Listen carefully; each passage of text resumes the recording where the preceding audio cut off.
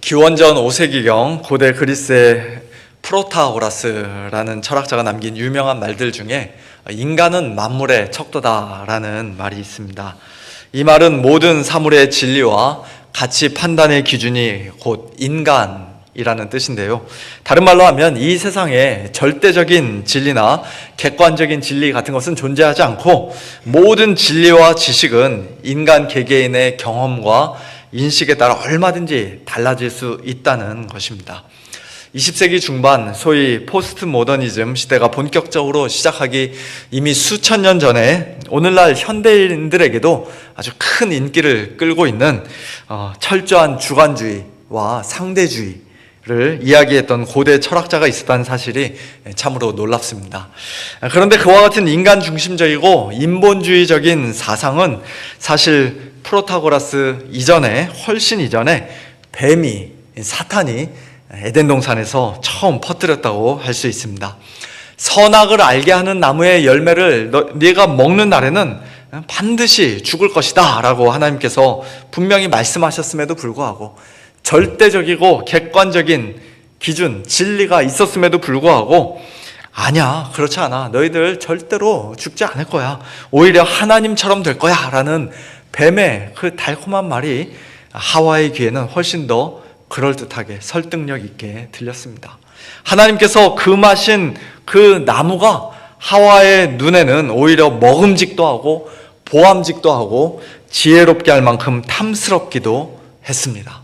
그래서 결국 하와는 그와 같은 자기 자신의 생각과 인간적인 판단에 따라 그 나무 열매를 따먹고 그의 자기 남편인 아담에게도 주어 먹게 했던 것이죠. 인간이 자기 자신을 만물의 척도로 삼으며 하나님으로부터 독립을 선언했던 것입니다. 하지만 그 날은 인간이 자신의 참된 자유와 독립을 쟁취한 날이 아니라 오히려 사탄 마귀의 노예가 되고 죄와 사망의 종이 되어버린 가장 비극적이고 수치스러운 날이었습니다. 이처럼 인간이 하나님의 진리의 말씀을 저버리고 절대적이고 객관적인 진리를 내팽개치고 자기 자신을 만물의 척도로 삼는다는 것이 참 얼마나 어리석고 위험한 일인지, 얼마나 불행하고 비참한 결과를 초래하는지 우리는 창세기 3장 말씀을 통해서 분명히 볼 수가 있습니다. 그런데 오늘 본문인 고린도후서 10장 12절에서도 우리는 자기 자신을 만물의 척도로 삼는 어떤 사람들에 관한 말씀을 듣게 됩니다. 우리는 자기를 칭찬하는 어떤 자와 더불어 감히 짝하며 비교할 수 없노라. 그러나 그들이 자기로서 자기를 헤아리고 자기로서 자기를 비교하니 지혜가 없도다 라고 사도 바울이 말씀하는데요. 이처럼 자기를 칭찬하는 사람들, 자기로서 자기를 헤아리고 자기로서 자기를 비교하는 이 사람들은 과연 누구입니까? 다음 장인 고린도후서 11장에서 사도 바울이 그들의 정체에 대해 드디어 이제 확실하게 밝힐 것입니다만, 이 사람들은 일찍이 고린도 교회에 들어와 사도 바울을 비방하고 업신여겼을 뿐만 아니라 다른 복음을 전하고 다른 예수를 전함으로써 고린도 교회 성도들을 미혹하고 교회 전체에 악영향을 끼쳤던 거짓 선지자들이었습니다. 거짓 사도들이었습니다. 사도 바울의 초라한 외모만 보고 인간적으로 별로 내세울 것 없는 그의 겉모양만 보고 그를 철저히 무시하며 그의 사도권을 인정하지 않던 그런 사람들이었습니다. 바울이 아니라 우리가 진짜 사도다, 우리야말로 그리스도의 능력의 종이요 아주 신실한 일꾼이다 라고 자화자찬하며 자기를 칭찬하던 자들이었습니다. 아무리 꼼꼼히 따져봐도 이리저리 헤아려보고 또 철저하게 비교해봐도 자기들 같은 사람은 없노라고 철석같이 믿으며 교만하게 자랑하던 사람들이었습니다. 그런데 그들이 그렇게 자기를 헤아리고 자기를 비교하는데 사용했던 그 기준이 하나님께서 인정하실 만한 객관적이고 절대적인 기준이 아니라, 진리가 아니라 지극히 주관적이고 상대적인 기준, 곧 자기 자신이라고 사도 바울이 말씀하고 있는 것이에요. 남들보다 뭔가 조금이라도 잘한 것 같고 잘난 것 같으면 마음이 금세 교만해지고 우쭐해져 버리는 것이 우리의 모습 아닙니까? 또 반대로 남들보다 조금 더 뭔가 부족한 것 같고 모자르는 것 같으면, 못한 것 같으면 금세 우울해지고 다른 사람들을 시기 질투하는 것이 우리의 모습입니다. 그렇게 변덕이 죽을 듯하는 그와 같은 기준으로, 고무줄 늘어나듯이 그냥 늘어났다 줄어졌다 하는 그런 기준으로 자기를 헤아리고 자기를 비교하고 자기를 측정하면서 나는 이 정도면 훌륭하다라고 자화자찬하는 그런 사람들이라고 말씀하고 있는 것입니다. 사도 바울은 그들이 정해놓은 그런 말도 안 되는 기준으로, 즉 인간적인 생각과 세상적인 가치관으로 자기 스스로를 칭찬하고 헤아리고 비교하는 그런 바보 같은 게임에는 임하지 않겠노라고, 참가하지 않겠노라고 말씀합니다. 우리는 자기를 칭찬하는 어떤 자와 더불어 감히 짝하며 비교할 수 없노라는 사도 바울의 이 말씀은, 그런 바보 같은 게임에서의 1등은 당신들이 따놓은 당상 아닌가? 나는 감히 당신들의 상대가 되지 않는다. 나는 당신들의 발 뒤꿈치도 따라갈 수 없다. 그런 게임은 당신들이나 해라 라고 비꼬면서 그렇게 냉소적으로 말씀하신 것입니다. 일찍이 고린도전서 4장에서 사도 바울은 자기가 다른 사람들의 판단에, 심지어는 자기 자신의 판단에도 별로 그렇게 영향을 받지 않고 좌우되지 않는다고 분명히 말씀한 적이 있었습니다. 너희에게나 다른 사람에게나 판단받는 것이 내게는 매우 작은 일이라. 나도 나를 판단하지 아니하노니 내가 자책할 아무것도 깨닫지 못하나 이로 말미암아 의롭다함을 얻지 못하노라. 다만 나를 심판하실 이는 주시니라. 그러므로 때가 이르기 전 곧 주께서 오시기까지 아무것도 판단하지 말라. 그가 어둠에 감추인 것들을 드러내고 마음의 뜻을 나타내시리니 그때 각 사람에게 하나님으로부터 칭찬이 있으리라. 이 땅에서 다른 사람들이 나를 어떻게 평가하는가가 중요한 것이 아니라, 심지어는 내가 나를 어떻게 판단하고 어떻게 생각하는가가 중요한 것이 아니라 마지막 심판의 날 하나님께 칭찬받는 것이 가장 중요하고 결정적이라는 것이에요. 그리고 사도 바울은 오늘 본문 마지막 18절에서도 정확히 똑같은 말씀을 하십니다. 옳다 인정함을 받는 자는 자기를 칭찬하는 자가 아니요 오직 주께서 칭찬하시는 자니라. 그렇습니다. 우리에게 가장 중요하고 가장 절대적인 기준은 결국 우리를 향한 주님의 평가와 칭찬입니다. 마태복음 7장에서 예수님이 친히 하신 말씀처럼 마지막 심판의 날 많은 사람들이 자기 자신을 스스로 칭찬하고 자랑하면서 주여 주여 우리가 주의 이름으로 선지자 노릇하며 주의 이름으로 귀신을 쫓아내며 주의 이름으로 많은 권능을 행하지 아니하였나이까?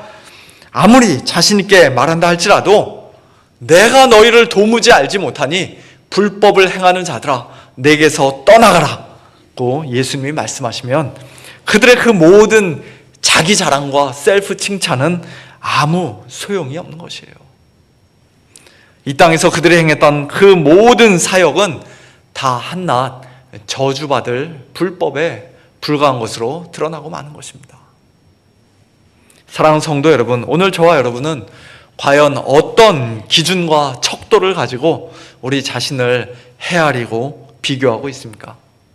철저하게 객관적이고 절대적이고 가장 정확한 하나님의 기준입니까? 아니면 나 자신의 판단이든 다른 사람들의 판단이든 어쨌든 간에 한없이 주관적이고 상대적이고 너무나도 부정확한 인간의 기준입니까? 만일 우리가 인간의 기준에 맞추어 서로 평가하고 우리 자신을 판단한다면 그것은 결코 온전한 평가나 정확한 판단이 될 수 없습니다. 우리 스스로의 자랑과 칭찬은 주님으로부터 오는 칭찬과는 아무 상관이 없는, 그저 도토리 키재기, 우리끼리 누가 더 잘났는가 도토리 키재기 하는 그런 칭찬에 불과한 것이 되고 말 것입니다. 매우 어리석고 참 공허한 자랑과 칭찬이 되고 말 것입니다.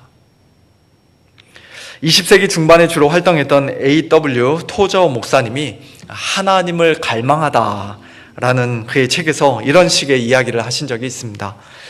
100대 피아노가 정확하게 같은 음을 낸다는 것은 피아노들이 다른 피아노들의 소리를 듣고 자기들끼리 그냥 자동적으로 알아서 조율이 되었기 때문이 아니라 절대음을 내는 하나의 동일한 소리 굽새에 의해 피아노 한 대 한 대가 개별적으로 먼저 조율이 되었기 때문이다. 조금 복잡한데 이해하시겠습니까? 100대의 피아노가 이 공간에 있는데 쳐보니까 다 똑같은 소리를 내고 있어요. 정확하게 음이 맞습니다. 그것이 왜 그런가 할 때 피아노들이 옆에 있는 피아노 소리를 들으면서 내가 쟤한테 맞춰야겠다 해서 자기들끼리 서로 조율한 게 아니라, 조율이 되었던 게 아니라 그 절대음을 내는 소리 굽새, 요즘은 뭘로 조율하죠? 피치를 내는 그 기구를 가지고 하나하나 따로따로 조율을 했기 때문에 그렇게 정확한 소리들을 내고 있다는 것이에요. 마찬가지로 100명의 성도들이 모여 하나님께 온전한 예배를 드리기 위해서는 우리가 한 자리에 함께 모여 있다고 해서 자동적으로 다 똑같이 영적으로 일치하게 되고 또 자동적으로 다 모두 참된 예배자가 되는 것이 아니라 우리 한 사람 한 사람이 먼저 믿음으로 그리스도를 바라보는 가운데 하나님과 올바른 관계를 맺고 또 하나님께 집중해야만 한다. 그렇게 그런 식으로 이야기를 하셨습니다. 토저 목사님은 주로 예배에 관해서 말씀하신 것입니다만 오늘 말씀의 주제인 자기 자랑과 칭찬 또 다른 사람과의 비교에도 우리가 얼마든지 적용할 수 있는 이야기임에 틀림이 없습니다. 피아노들이 다 각자 자기 소견에 오른 대로 그저 자기 음이 맞다고 끝까지 고집한다면 또는 옆 피아노 음을 기준으로 삼아 거기에 맞춰서 자기 자신을 조율하려 한다면 100대의 피아노 중 제대로 된 음을 내는 피아노는 단 하나도 없을 것입니다. 절대음을 가진 소리 굽새에 맞춰서 피아노 한 대 한 대가 개별적으로 조율되는 그것만이 모든 피아노가 다 올바른 음을 낼 수 있는 유일한 방법인 것이에요. 마찬가지로 오늘 우리 역시도 우리 자신의 인간적인 기준이 아니라 다른 사람들의 세상적인 가치관에 따른 평가가 아니라 오직 하나님의 진리의 척도로 하나님 앞에서 한 사람 한 사람이 개별적으로 먼저 헤아림을 받고 평가를 받아야 합니다. 그 평가를 받으면 하나님께 우리가 칭찬을 받을 수 있을까요? 하나님께서 절대적인 기준으로 우리를 평가하시면 우리가 과연 그 평가를 통과할 수 있을까요? 주위 사람들하고 하면은 그래도 내가 저 사람보다는 좀 나은 것 같은데 상대 평가하면은 한 60점, 70점 맞으면 통과할 수 있을 것 같은데 절대 평가로 100점을 요구한다고 하시면 우리가 과연 그 기준을 통과할 수 있을까요? 이것을 행하라 그러면 살 것이다 라는 율법의 척도로 평가를 받으면 우리 중에 하나님께 칭찬받을 수 있는 사람은 단 한 사람도 없을 것입니다. 누가 우리의 온 마음을 다해서 하나님을 사랑하고 또 내 이웃을 내 몸처럼 항상 사랑하는 그와 같은 삶을 살 수가 있겠습니까? 하지만 주님이 다 이루셨다. 주 예수를 믿어라. 그리하면 너와 내 집이 구원을 받을 것이다 라는 그 복음의 척도로 먼저 평가를 받으면 그리고 나서 예수님 안에서의 성도다운 열매로 복음에 합당한 삶으로 평가를 받으면 우리는 이 땅에서부터 하나님의 칭찬을 분명히 확신할 수가 있으며 뿐만 아니라 마지막 심판날에도 예수 그리스도의 완전한 의의 옷을 입고 하나님께 칭찬을 받으며 영광스러운 새하늘과 새 땅, 새 예루살렘 성으로 들어갈 수 있는 줄로 분명히 믿습니다. 자기 자신을 만물의 척도로 삼으며 어리석게 자기를 칭찬하거나 자기로서 자기를 헤아리고 자기로서 자기를 비교하는 그런 자들이 아니라 오직 예수 그리스도 안에서 우리에게 이미 주어진 하나님의 칭찬에 감사하면서 또한 장차 마지막 심판 날에도 동일하게 주어질 하나님의 칭찬을 간절히 바라고 소망하면서 하나님께 모든 영광을 올려드리는 복된 저와 여러분, 우리 모두가 될 수 있기를 예수님의 이름으로 축원합니다. 고린도 교회에 들어온 거짓 사도들의 잘못은 그들이 어리석게 자기를 스스로 칭찬했다는 것만이 아니었습니다. 사도 바울은 오늘 본문 13절부터 16절까지의 말씀을 통해 그들이 분수 이상의 자랑을 하는 자들이다. 하나님이 나누어 주신 그 범위의 한계를 벗어나 자랑하는 자들이다. 남의 수고를 가지고 분수 이상의 자랑을 하는 자들이다. 남의 규범으로 이루어 놓은 것으로 자랑하는 자들이다. 그렇게 간접적으로 비난하면서 나는 그렇지 않다고, 우리는 그렇지 않다고 말씀합니다. 그들이 고린도 교회의 개척자인 사도 바울을 완전히 무시하고 업신여기면서 마치 자기들의 뛰어난 능력과 탁월한 경건으로 고린도 교회를 크게 성장시키고 성도들을 세워 놓았던 것처럼, 그렇게 그들의 믿음을 성장시켰던 것처럼 거들먹거리며 자랑하는 것이 마땅하지 않다는 것이에요. 옳지 않다는 것입니다. 그것은 단순히 분수 이상의 자랑일 뿐만 아니라 한 걸음 더 나아가 남의 수고를 가로채고 도둑질하는 악한 자랑이요, 또 하나님께서 나누어 주시고 정해 주신 범위와 한계를 벗어나는 교만한 자랑이라고 말씀합니다. 구약시대 거짓 선지자들의 공통적인 특징 중 하나가 바로 하나님께 보내심을 받지도 않은 자들이 스스로 달려가 백성들에게 거짓 예언을 하는 것이었는데요. 고린도 교회에 들어온 이 거짓 사도들도 하나님이 보내시지 않았음에도 불구하고 자기들 마음대로 고린도 교회에 들어가 교회를 어지럽히고 성도들을 미혹했던 것입니다. 하나님은 그들이 아닌 바울을 사도로 부르시고 바울에게 귀한 사명을 맡겨주셨습니다. 일찍이 베드로를 할례자의 사도로 삼으셨던 것처럼, 유대인들의 사도로 삼으셨던 것처럼 바울을 이방인의 사도로 삼으셨습니다.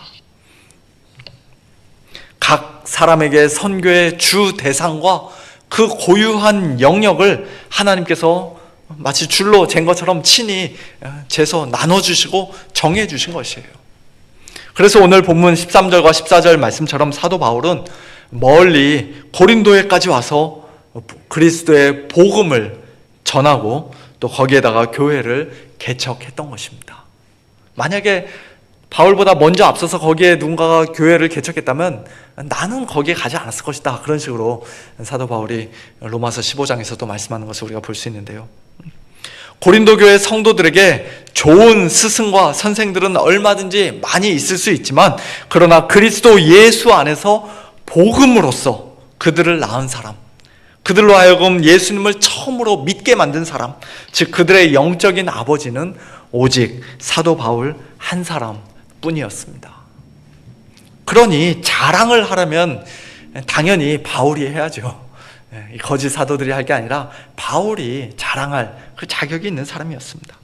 남의 구역에 몰래 들어와서 다른 사람의 수고를 가로채고 마치 자기가 수고한 것이냐 우쭐대며 자랑했던 그 거짓 사도들은 더군다나 성도들에게 좋은 꼴을 먹이는 것이 아니라 양들을 미혹하고 교회를 어지럽혔던 그들은 양들의 목자가 아니라 강도요 도둑이며 사나운 이리떼에 불과했던 것입니다. 오늘날에도 그와 비슷한 경우들을 우리는 우리 주위에서 종종 찾아볼 수가 있습니다.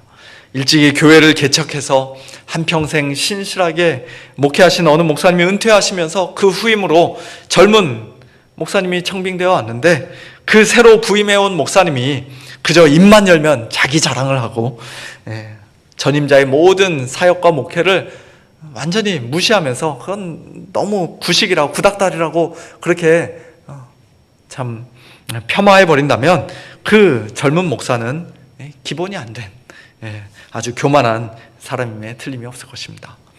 또 어떤 피치 못할 사정이 있었는지, 또 목회가 얼마나 힘들고 어려웠었는지 자세히 알 수는 없습니다만, 목회자가 개인적으로 자기를 좋아하고 따르던 성도들을 우르르 데리고 나가 바로 옆 동네에 떡하니 교회를 하나 새로 개척하는 그런 일들도 우리는 가끔씩 보게 됩니다.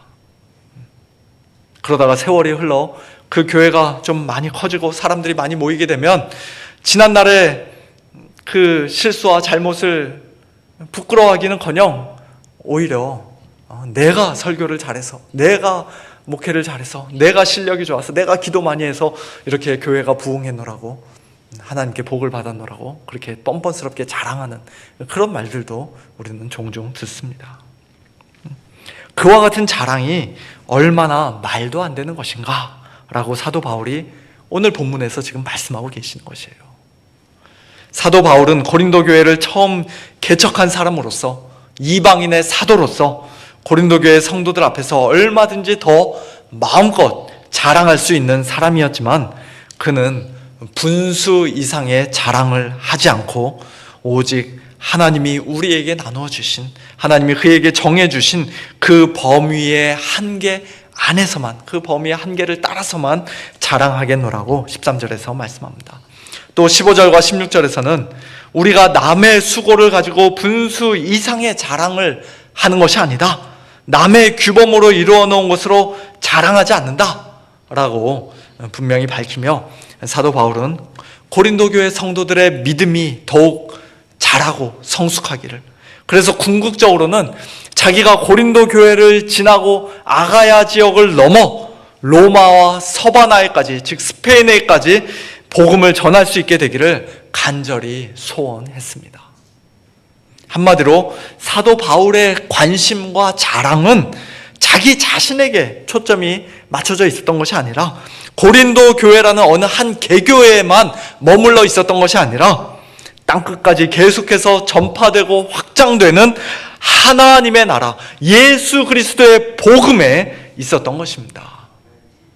우리 자신을 뛰어넘고 또 우리 교회를 뛰어넘어 계속 힘있게 전진해가는 전 세계적인 우주적인 하나님의 나라를 볼 수 있는 이런 거시적인 안목과 또 넓은 마음이, 다 품을 수 있는 넓은 마음이 오늘 저와 여러분 우리 모두에게도 있어야 할 줄로 믿습니다. 마지막으로 사도 바울은 오늘 본문 17절에서 예레미야 9장 24절 말씀을 인용하며 자랑하는 자는 주 안에서 자랑할지니라고 결론적으로 말씀합니다.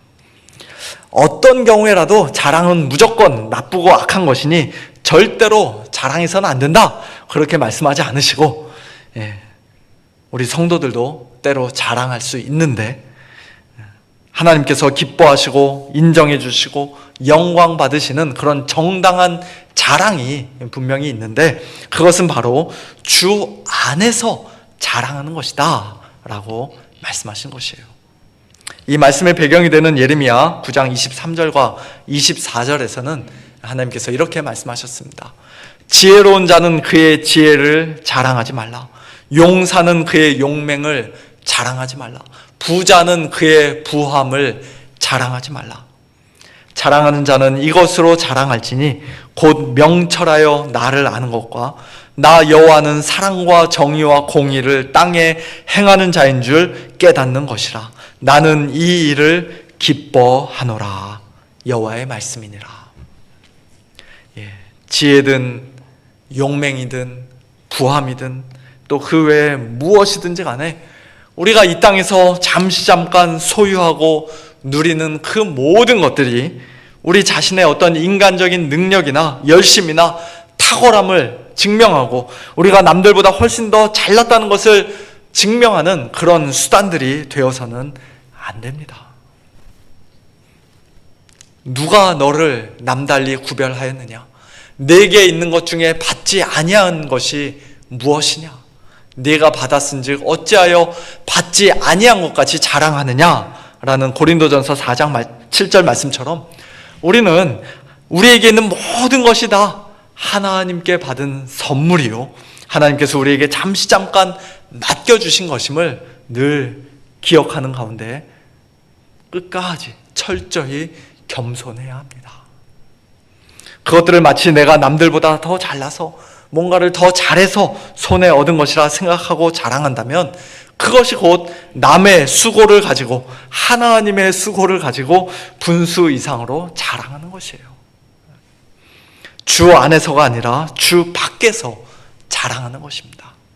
그러므로 우리는 우리에게 있는 모든 것이 다 하나님께서 우리 각 사람에게 나눠주시고 정해주신 것임을 겸손히 고백하고 인정하면서 그 한계와 규범 안에서만 조심스럽게 자랑해야 합니다. 단순히 나 자신의 개인적인 유익과 사사로운 이익을 위해서가 아니라 다른 사람들의 영적인 유익을 위해, 믿음의 성장을 위해, 주님의 몸된 교회가 든든히 세워지는 일을 위해, 그리스도의 복음이 땅끝까지 전파되는 일을 위해 그 모든 것들 잘 사용하라고, 의미 있게 잘 사용하라고 하나님께서 우리에게 때로 지혜도 주시고 용맹도 주시고 부함도 주시고 또 건강도 주시고 시간도 주시고 가정도 주시고 자녀들도 주시고 생명도 주시고 직업도 주시고 모든 것을 주셨다는 사실을 기억하면서 우리는 오직 주 안에서만 자랑해야 합니다.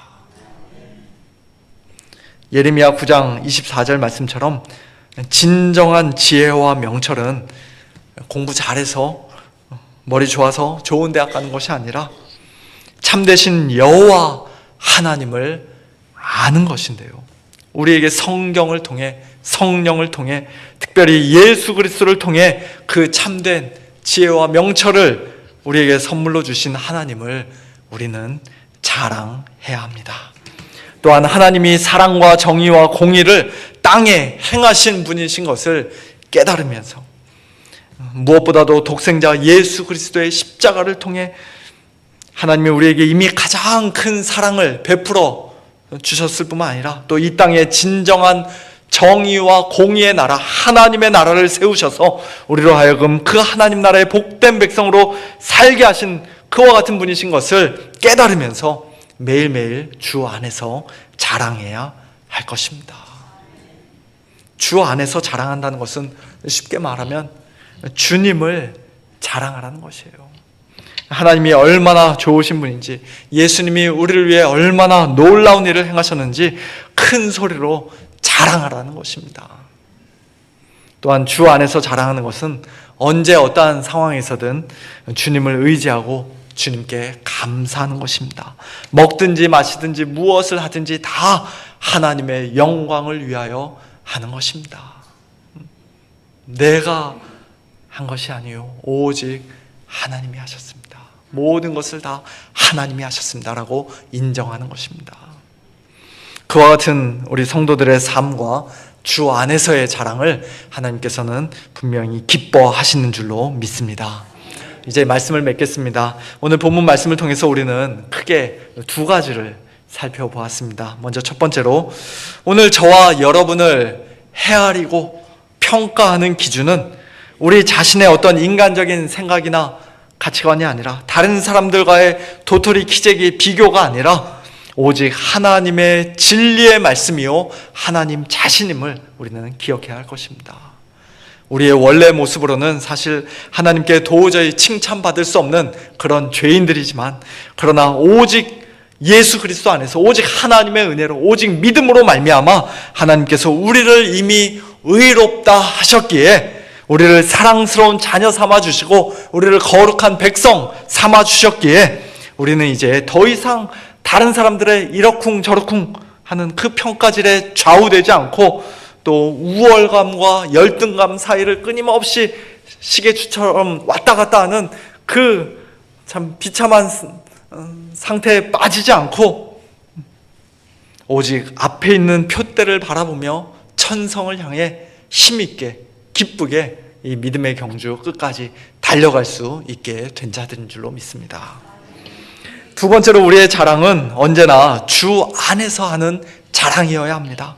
하나님께서 우리에게 나눠주시지 않은 것, 우리에게 구역으로 정해주지 않은 것 괜히 욕심내지 말고 저기가 더 좋은데 저거 갖고 싶은데 탐내지 말고, 남의 수고를 마치 내가 한 것인 양 중간에 가로채지 말고,